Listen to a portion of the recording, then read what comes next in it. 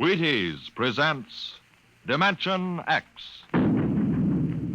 Adventures in time and space, transcribed in future tense. Dimension X.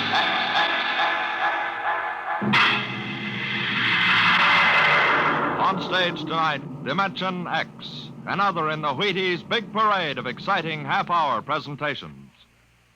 Just about the time you're getting up tomorrow morning, you know what's happened? You've been without food for so long that you gotta get more if you're going to get your work done. That's why first you need your Wheaties. Sure, Wheaties.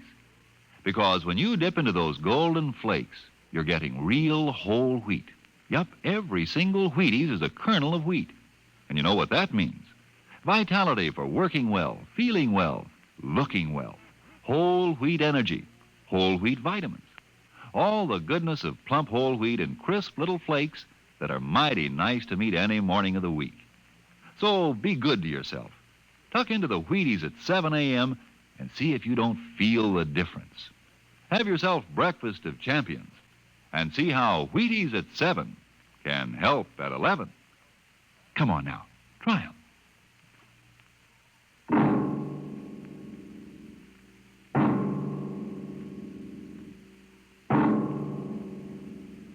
What will happen when man, finally conquering the galactic distances of interstellar travel, finds life on the strange worlds across the universe?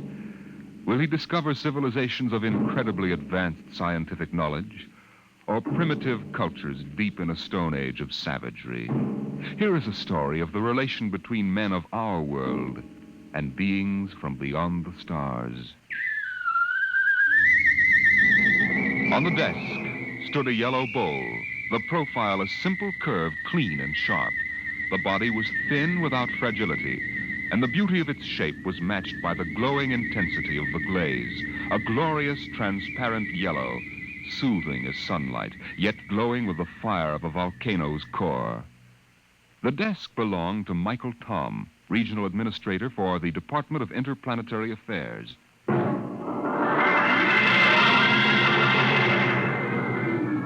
That bowl? Why, it's a souvenir. I got it many years ago on the planet Firsk. I'd been out on the Channel Planet in the Frontier Service for 19 months. When my transfer came through to Firsk, I was surprised to see that I'd been promoted 3 grades, and my orders read to report to the regional office as assistant resident. My ship came in at Penolpon Spaceport, and I was met by the office car and chauffeur.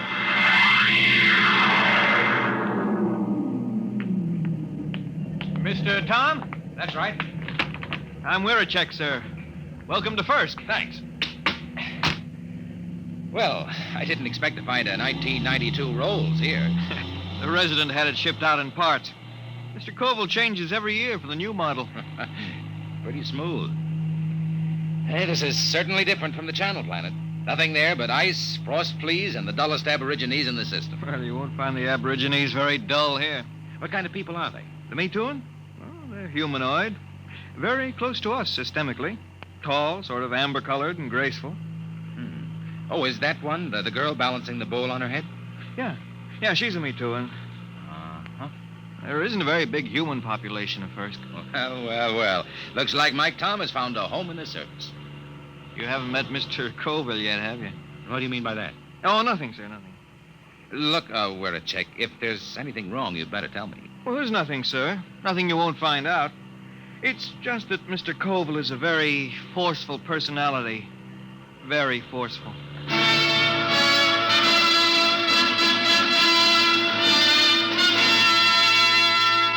We drove through Penolpon, threading our way through narrow streets between rows of low houses of reed, parchment, and wood. Canals of green water laced the city, and the bridges trailed ivy and orange flowers. Suddenly, we turned a corner, and there on the bank of the main canal was a large concrete and glass building, Earth-style. This was the district office, and in a room that gleamed with black plastic and glass, I found George Koval, senior resident. You're Tom? Michael Tom? Yes, sir. My last junior took off for the hills with a dancer from a Me Too and grog shop. If I have any trouble with you, I'll ship you back to Earth with a minus 50 efficiency rating. That clear? That's clear, sir. And don't get edgy with me. Sit down. Now, listen, Tom. I'm easy to get along with. I like things done right the first time. Got to give a good example for the gooks. Gooks? Yeah, the natives. I don't know what's good for them. I brought in a high-grade silica yarn to replace the root fiber they were using in fish nets. Took me 3 months to talk them into using it. I thought the Bureau policy was to avoid introducing Earth technology to stable cultures. Yeah, that's what those boneheads at the main office say. They don't have to live here. Have you seen those pigsties they live in? There isn't a concrete building on the planet. The Me Too and delegation, Mr. Colville. Tell them I'm busy for 15 minutes. Yes, sir. Well, I'll be going along then, sir. Why? Well, if you're busy. Forget it. I always let those gooks wait at least 15 minutes. Softens them up. They're not hard to handle, if you know how. I was assigned to pest control, a duty Colville considered beneath his dignity. In the next few weeks, I carted rat poison and insect spray through the poorest sections of Penolpan, where the trees ended and the plains stretched out to the Cookmank Mountains. It was there that I first heard of the potters of Firsk. I had found a pottery bazaar, long shelves of jars of every size and shape, crocks, paper-thin vases, bowls, demijohns, tankards. The glazes were remarkable, deep, glowing colors. And yet, something was missing. I looked up and down the shelves. Mr. Tom, is anything wrong? No, it's just, I've got it. There isn't any yellow. Yellow? That's right. There are no yellow glazes at all. They have every other color, ruby, green. There's a jar that's translucent, but no yellow. Well, maybe it's a superstition. Could be. Yellow might be connected with death or disease. Well, you can find out, Mr. Tom. Here comes a Me Too, and she probably runs the place. May I help you, sir? Oh, you speak English. I must. We trade with the Earth colony. Your wares are very beautiful. For example, how much is this bowl? 75 credits. That much? They are our ancestors. And to sell them as cheaply as wood or glass would be irreverent. Your ancestors? You mean the bowls? Yes. Uh-huh. Tell me, where's the pottery made? In Penolpan? No, back there. In the mountains? There our ancestors go and the pots are brought back. Aside from this, I know nothing. The Metuan fear the potters. Why? No one knows what lies beyond the first hill, Earthmen. Sometimes we see the glow of furnaces. And when there are no dead for the potters, they take the living. Living? There are the potters now. What are they shouting? That they have sold all their wares. That they will ride back to the mountains now. Hey, big devils, aren't they? Red hair. They are very strong. I think I'll visit the potters one of these days. No, Earthmen. No? Why not? It is dangerous for you. They have guarded their secrets from all Penolpan. They are very fierce.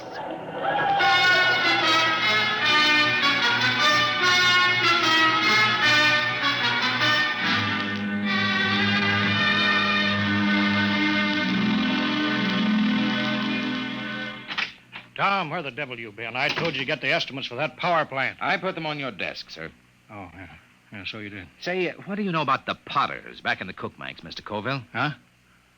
Oh, they're a tribe of bandits or something. Why? I was at the bazaar today.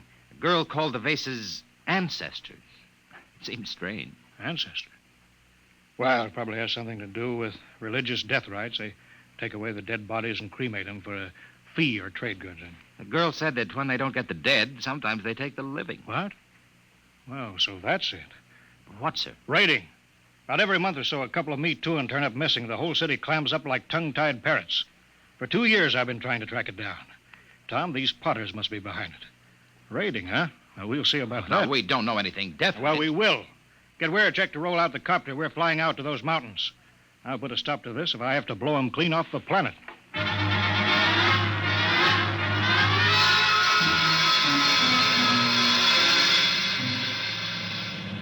We'll never find a village in that mess down there.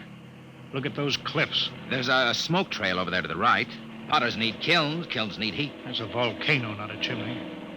Let's try out along that ridge, then we'll go back. Wait, I think we found them. Where? At the base of the volcano. Look close. You can see buildings. Yeah. Set her down. Should we land, sir? They're supposed to be pretty rough on home ground. We're official representatives of the system. Remember that. That might not mean much to a tribe of mountaineers. Don't argue with me, Tom. Land.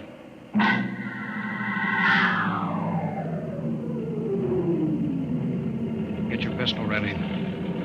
I don't see anybody. The village is deserted. They're hiding. It's the Potters, all right. There's a heap of old broken jars. But I don't see the kiln. We'll stay here till something moves. What's that? One of the Potters. Wait a minute. Here they come. 3 of them. You cover them, Tom. I'll do the talking. Hey there, you! What brings strangers to the village of the Potters? I'm Coville, chief of the Planetary Affairs Bureau in Penulpan. This is an official visit to see how things are going with you. We make no complaints. Oh? I've heard reports of you Potters kidnapping me, too. Is there any truth in that? There is an ancient agreement. The Potters are granted the bodies of the dead, and occasionally, when the need is great, we do anticipate nature by a year or 2. You mean you admit it? The soul lives forever. In the bowl it's beautified. What do you mean? Look here, just what do you do with the corpses? Our glazes require lead, sand, clay, alkali, spar, and lime. All but the lime is at our hand, and this we take from the bones of the dead. I see. Well, we don't want to interfere in any native customs or rights. Corpses, that's between you and the meat turn. If you need lime, I can ship you in tons of it. Natural lime is a poor substitute for fresh live bones. The spirit of the person is in the bones, and it passes into the glaze and gives it an inner fire.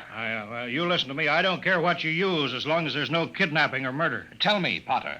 I don't see any furnaces. Where are your kilns? Our firing is done by the great monthly burn. You mean the volcano? Yes, Earthman. Once each month, the heat roars up white and glowing. I see. Potter, why don't you ever use yellow glaze? Yellow glaze? We have no metal to give the pure, rich yellow, the color of the sun. It is strange, Earthman, that you talk of the yellow, for my people have sought the sun glaze for thousands of years. Listen, if there's any technical help you people want, that's my business. But there'll be no more murder. If necessary, I'll put a stop to the potting altogether. Your words are not friendly. Don't think I can't do it. I'll drop an atom bomb down the throat of your volcano and cave in the whole mountain. We'd better pull out, Mr. Coville. Shut up, Tom. You understand? My job is to protect everyone on this mud-hole planet. And that includes me, too. Get back in the copter, Mr. Coville. They're getting ugly. Fire over their heads. Keep them back. Quick, get in, sir. They're scared now, but in a minute they may jump us. All right, let's go. Don't worry, Tom. Now those cooks know who's boss. No, sir, we won't have any more trouble from the Potters.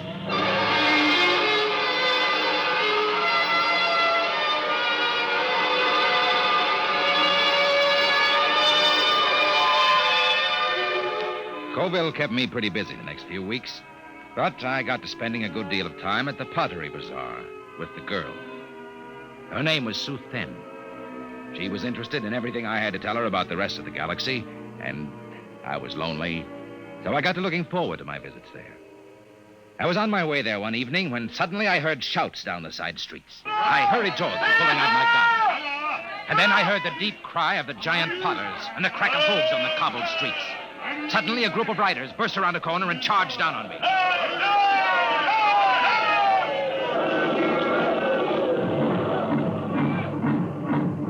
When they were gone, I hurried to the Pottery Bazaar. Sue Thin was gone. Earthman! She's not here. They took her. The Potters? She has gone to her ancestors. Did they kill her? No, they have taken her to the hills. But soon she will live forever, her spirit wrapped in the glorious glaze. Sue Thin. There is nothing to be done. When the Potters take you, it is the end.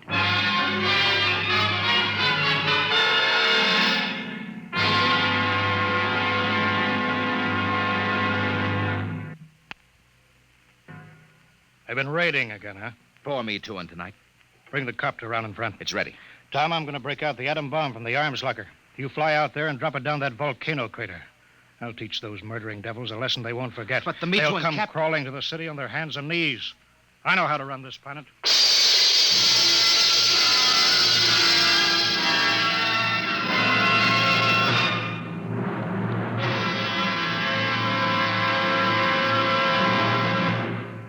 Dimension X will continue in just a moment. Friends, this is Frank Martin, the Wheaties man, and I want you to know an associate of mine, Ed Prentice. Okay, Ed. Folks, I'd like to have you meet a good friend of mine and a prominent member of a fine little organization known as the Chicago White Sox, Mr. Lucius Benjamin Appling. Ooh, Ed, don't say it like that. Whoever heard of a ball player named Lucius? What if I went around calling you Paul Edward Prentice? Let's just make it Ed and Luke, huh? All right, Luke. Say, just how long have you been with the White Sox? Over 20 years, Ed. Golly, I played in darn near 2,500 games. Then at bat almost 9,000 times. Man, I'm from way back. Well, Luke, you don't look it. How do you keep up the pace anyway? Well, Ed, I sleep good. I eat good. I eat mighty good. Wheaties about 4 mornings a week. Those little old flakes put a lot of snap, even in an old-timer like me. Must be because they're 100% whole wheat. I sure like Wheaties and milk and fruit. You know, Luke, that's exactly what I hear from a lot of ball players and plenty of other people, too. No wonder they call Wheaties the breakfast of champions. Thank you, Mr. Prentice and Mr. Luke Appling of the Chicago White Sox. Mighty nice of you to say those good things about Wheaties. Now, folks, you and I may not be playing baseball for a living, but we can use those whole wheat Wheaties, too. Step around to the grocery tomorrow yourself for Wheaties, breakfast of champions. Breakfast for you.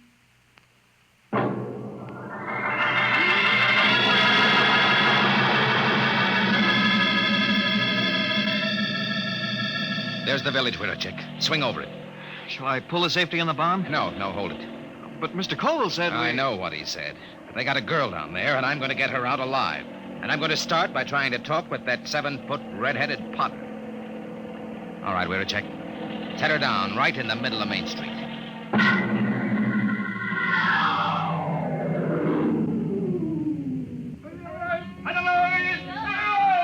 Have your gun ready, we're a check. Here they come. Tall one's the chief. So, this is the insolent lordling again. Come on, out of the copter. Good. We are in need of bone lime, and yours will suit us well. They're closing in, Mr. Tom. Prepare your soul for the great burn. Stand back. I'll kill a lot of Potters, and you'll be the first. I've come for the 4 Me Too'in' that you took from Penolpon. You don't seem to understand that we can punish. We can kill you before you can do much damage. We Potters do not fear death. Death is merely eternal meditation from the glass. Potter, listen to me. I didn't come here to threaten, but to bargain. You have a Me Too'in' girl. Is she still alive? He still lives? Chief Colville gave me orders to destroy your volcano. We can do that easily. If I'm harmed, the next bomb will drop on your village. I've come down here against his orders to bargain. Bargain? With what? We care for nothing but our craft. Potter, I can give you the secret of the yellow glaze. Empty words. No, the truth. In exchange, I want the girl and the other Me Too'in' you've stolen, and your word not to raid again. How would we get lime? We've told you we can ship it in. Pure lime, as good as yours. Do the Potters of Firsk want the yellow glaze? Why, that has been the goal of the tribe of Potters for 1,000 years. And if I show you the yellow glaze? Earthman, if it comes clear through the burn, I agree to your bargain. If it does not, your spirit will be lodged forever in the ugliest bowl we can spin on the wheel. It's a bargain. All right, we're a check. Disarm the bomb. Disarm it. Mr. Tom, are you crazy? They'll kill us. There'll be nothing left to stop them. Nothing but the yellow glaze. Yeah, but do you know how to make it? We'll soon find out. I've been doing a little reading on the subject lately. Reading. Holy smoke. Enough, Earthman. I will take you to the potter's shed. If your glaze is the bright yellow of the sun, you live. If not, you die. Come on, Veracek. Let's get to work. With what? You never made a glaze in your life. What are we supposed to work on now? Our last will and testament?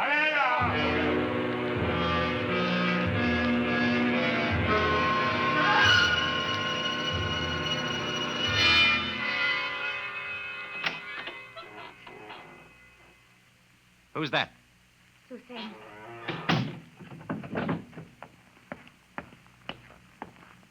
Are you all right? Yes. Why did you come?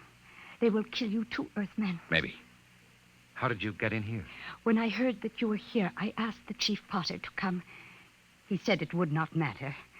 They would have all our bones soon. Cheerful soul. Hey, stir this, will you, Chick? Yes, sir. They said you were trying to make the yellow glaze. Oh, Earthmen, we will die. This goo may turn out yellow. It had better. No one on Firsk has been able to make it. But I'm not from Firsk. Hang on, Suthan. We're not dead yet. Earthman, I am glad you came. Although I wish you had not. Suthan. All right, we're a check. Call that redhead. Tell him I got his glaze ready. Hey! Hey, you out there. Earthman, are you ready? Here's your glaze. Test it. You have 6 bowls of glaze. I'm no potter. This stuff ought to turn out yellow, but I can't be sure in one mixture. We will coat 6 tablets, one with each glaze. Then we will fire them. How long will it take? 20 hours before you know if the burn has brought you life or death.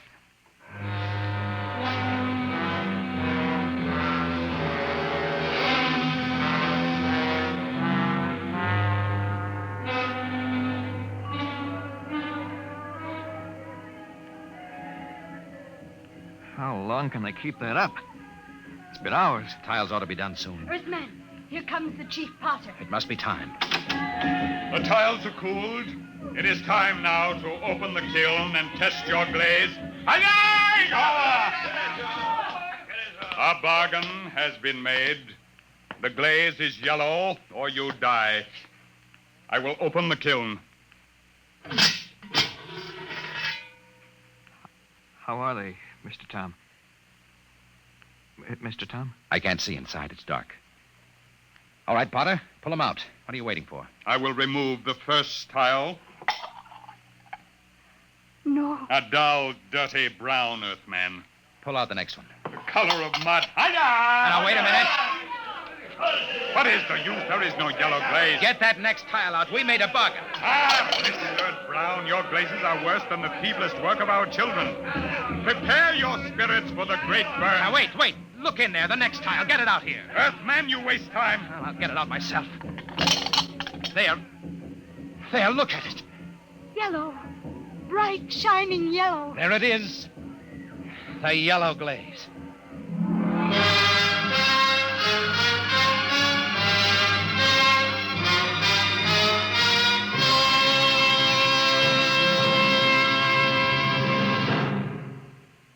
Tom, where in thunder have you been? Mr. Colville, I've been I trying sent you out on business which should take 2 hours, and you stay 2 days.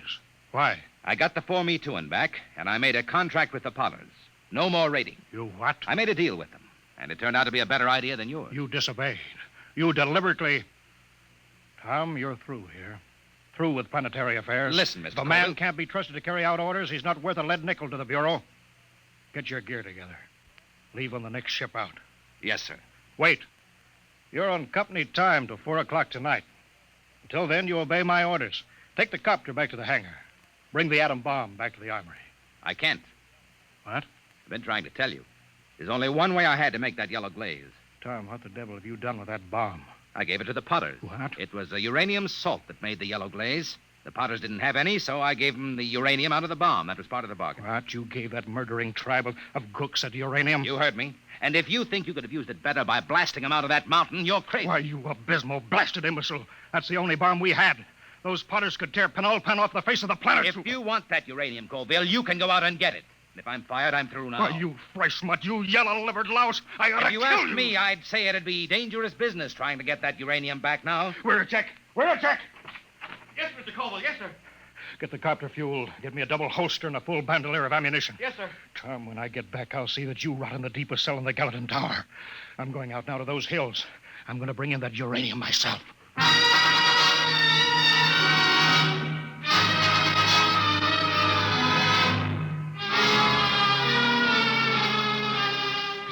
2 days later, Wiracek came into my office. His face was pale. His hands shook with excitement. He's here, Mr. Tom. He's here. Colville? No, the Chief Potter. The Potter. Bring him in. Should I call the guard? Just bring him in.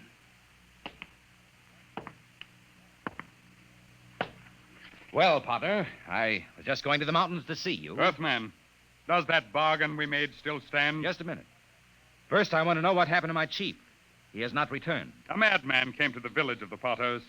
He said you had no authority. He said he could not allow the Potters to keep the heavy metal that makes glaze like the sunset. What happened to Colville? Tell me. There was violence. He killed 6 good wheelmen. He was captured. I come to find whether our contract is good. Captured. All right, Potter. The contract is good. It is bound by my word and by the word of my great chief back on Earth. But only if Colville is returned. He must be brought back. Good. Then to seal the bargain, I have brought you the first bowl made with the new yellow glaze. It's a beautiful vase, Potter.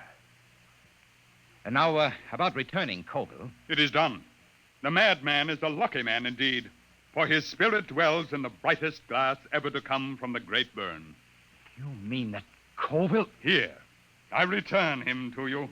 The fiery soul of the madman has given luster to an already glorious glaze. He will live forever in the shining light. On the desk stood a yellow bowl, and the beauty of its shape was matched by the intensity of the glaze. A glorious, transparent yellow, fire of a volcano's core.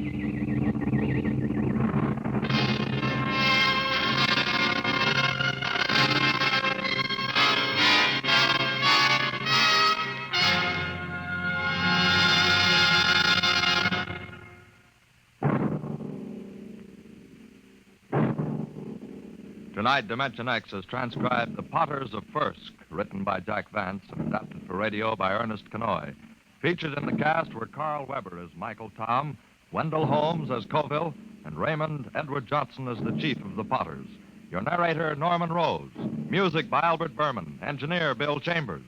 Dimension X is produced by Van Woodward and directed by Edward King.